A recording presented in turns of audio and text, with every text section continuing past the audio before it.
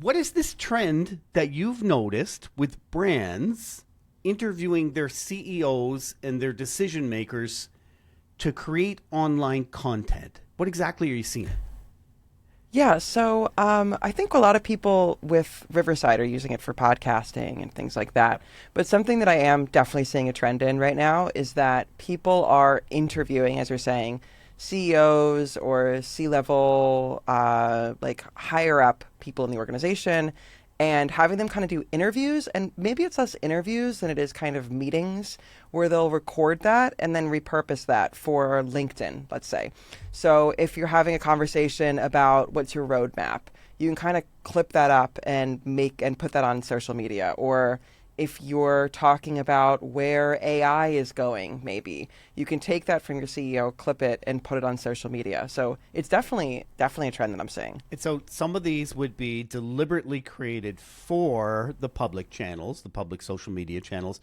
Others, I would imagine, are they're addressing their team and talking about it and then sharing it publicly, which does create a pretty authentic feel here.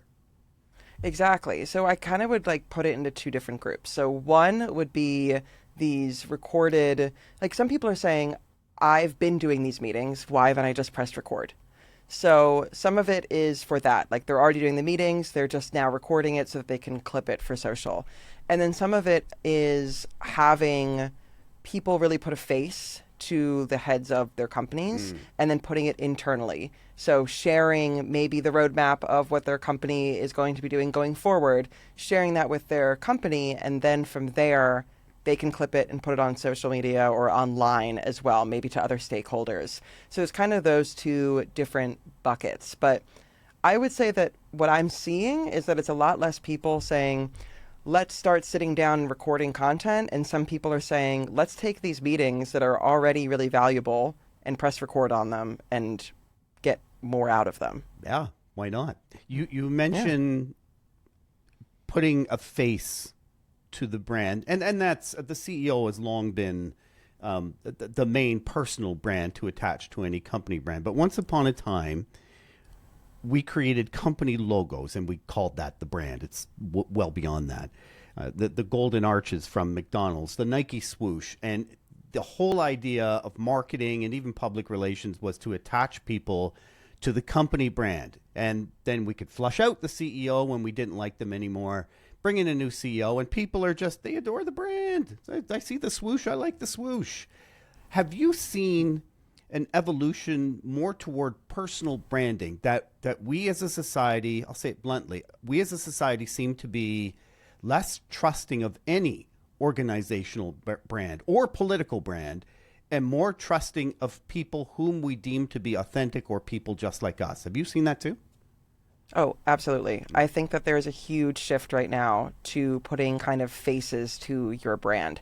And that doesn't have to be the CEO. That can also be if you have a head of marketing that you think is great to kind of put on camera and they're really eloquent and they connect well with people. Mm-hmm. I think that brands are moving towards having those faces that kind of represent their company.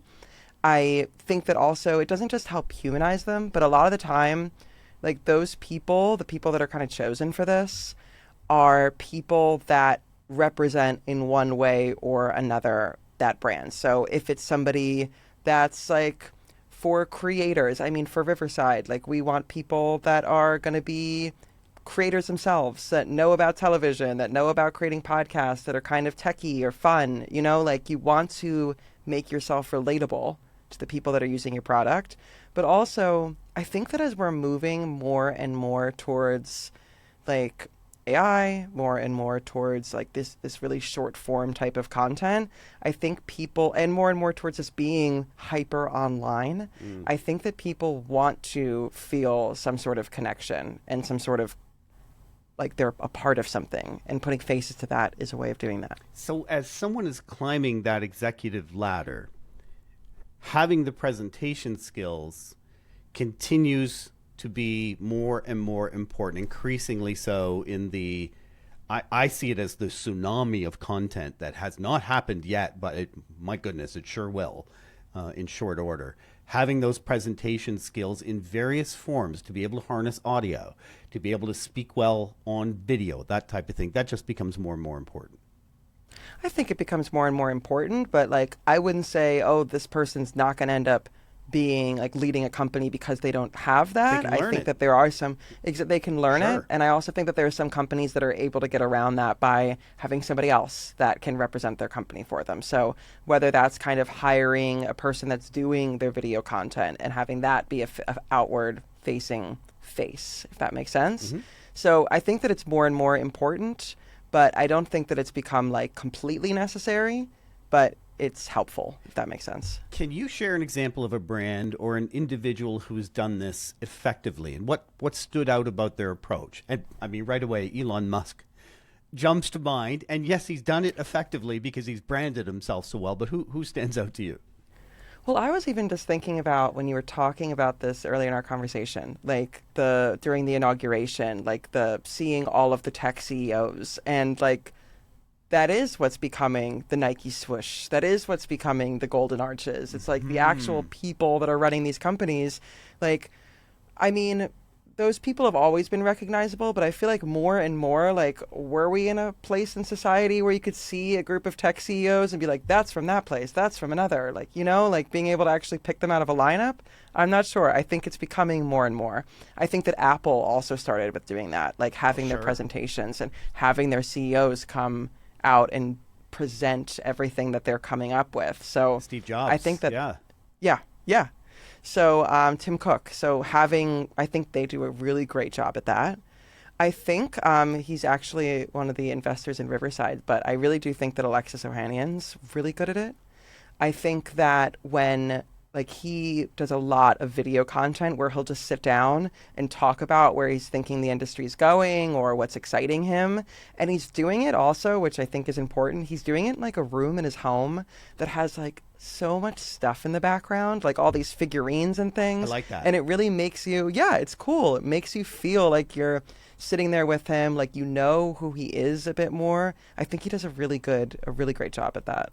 One thing that stood out to me, every leader you mentioned there, the ones that came to mind right away were male, are male. Yeah. I'm Oh, of the no. philosophy that it is genuinely harder.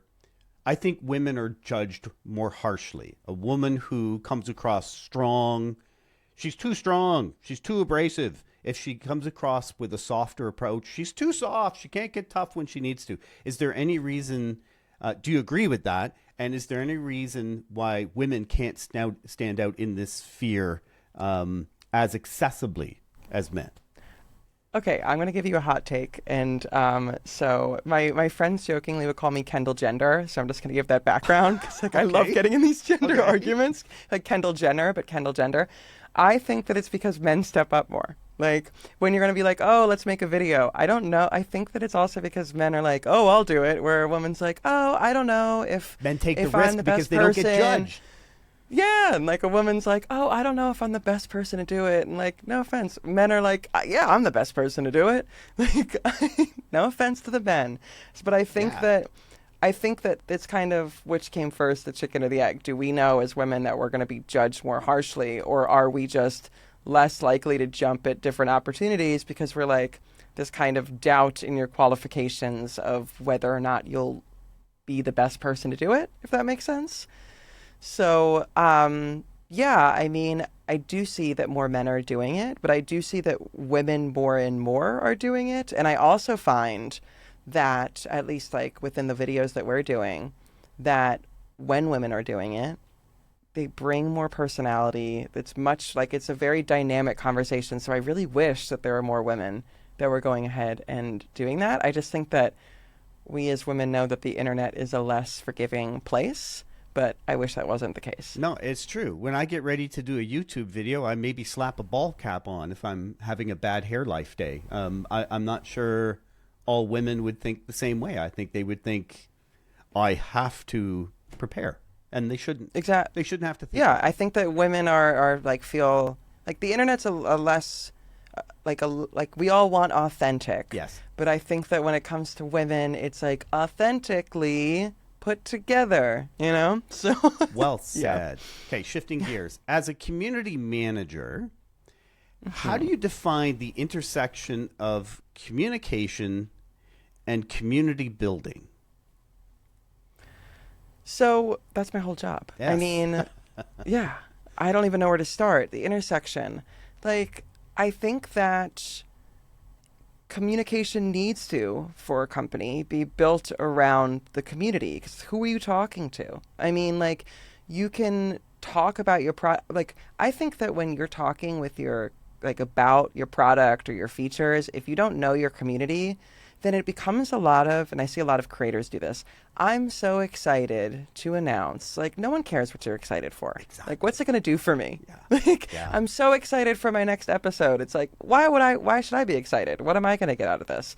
So I think all communication should be around community building, because I think that it should be with a very deep understanding of who you're communicating with. And I think that we do that in our everyday lives. Like, I'm going to communicate with my friend differently than I'm going to communicate with my boss. And so when you are communicating with customers or with users, like, that needs to come first, is who they are, what they care about, what drives them. So that's really a lot of my job, is not just like I talk with the product and talk about what people want next, what they care about, their struggles, their pain points, but then I'm also talking in marketing about, like, how do we actually address them and what really speaks to them. So, for example, this is just a very small Yeah. example, but there was a copy that I saw the other day that was like, the best kept secrets that creators don't want you to know. But anyone who's a creator, like, you know this, it's, we all are really sharing with each other. Yeah. Like, you'll be like, hey, I love your setup. And somebody will be like, let me ship my mic to you. Yeah. Like, it's Yeah. really uber sharing. So this idea of the best kept secrets, it doesn't connect with the people that are doing it. It's not, no one's keeping secrets. It's like the least gatekeepy kind of community that I've ever been a part of. So that's just an example of how communication and community intersect. I think one of the best lines I heard, and it pertained to podcasting, but I think it could speak to social media, YouTube, even a newsletter. Is don't build an audience, build a community, and that's awesome. Hmm. That's quotable quote, soundbite, clip that clicks.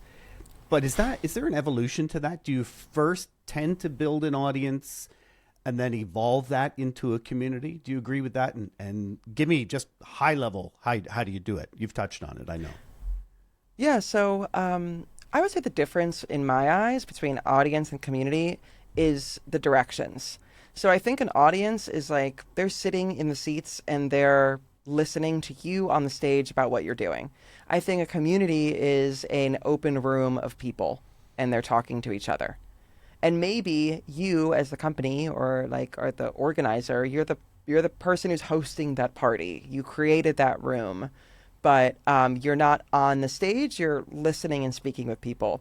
So I think that's the difference between audience and community. And how you do that is, when you think of that metaphor, it's having conversations back and forth. It's, I'm announcing this feature. Mm-hmm. Great.